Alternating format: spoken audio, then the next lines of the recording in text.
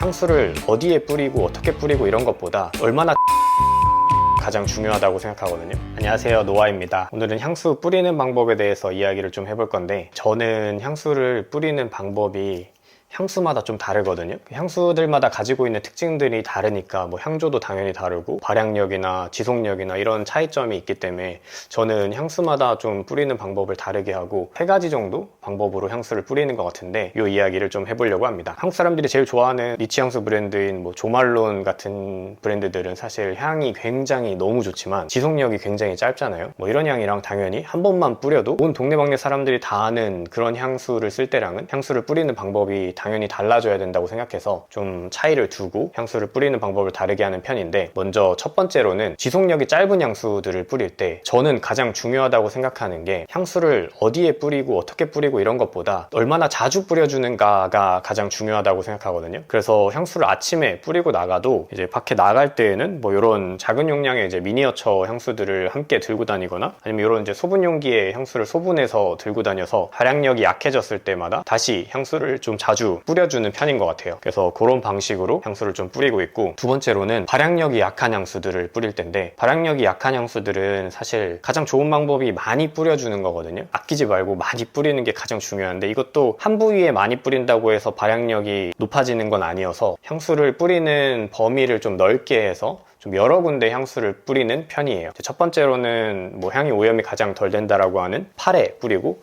그리고 두 번째는 이제 헤어, 그리고 이제 세 번째로 저는 옷에도 향수를 많이 뿌리거든요. 근데 옷에 뿌릴 때 당연히 뭐 가죽이나 뭐 하얀 옷이나 뭐 실크 소재 이런 옷에는 당연히 뿌리지 않지만, 이제 옷에 뿌릴 때는 상의에도 많이 뿌리고 하의에도 많이 뿌려요. 그래서 향수들마다 뿌릴 때 좀 다르게 뿌리지만, 그래도 뿌리는 면적을 넓게 해서 낮은 발향력을 좀 최대한 보완하는 방법으로 향수를 뿌리고 있고요. 그리고 발향력이 낮은 향수를 쓸 때 저는 이제 좋은 방법 중에 하나가 바디워시, 바디로션, 향수, 이 3가지를 이제 하나의 향으로 통일을 해서 뿌리면 당연히 발향력이 높아지기 때문에 이 방법도 자주 쓰고 있습니다. 세 번째로는 향이 오히려 너무 강한 향수를 뿌릴 때에는 저는 많이 뿌리지는 않는 것 같아요. 이제 한 번만 분사를 하는데, 그 한 번도 최대한 발향을 죽일 수 있는 부위에 좀 뿌리는데, 옷을 입기 전에 몸에 뿌리고 그리고 나서 이제 옷을 입는다거나 옷을 여러 겹 입을 때에는 이제 안쪽에 있는 옷에 뿌려서 발향력이 최대한 날아가는 걸 좀 죽일 수 있게 향수를 좀 뿌리는 편이어서, 향이 너무 강할 땐 오히려 좀 죽여서 뿌리는 방법을 좀 선호하고 있고요. 그리고 사실 향수 뿌리는 콘텐츠들에서 하지 말라라고 맨날 얘기하는 것 중에 하나가 향이 오염될 수 있다고 손목에 뿌리지 말라고 하거든요. 근데 저는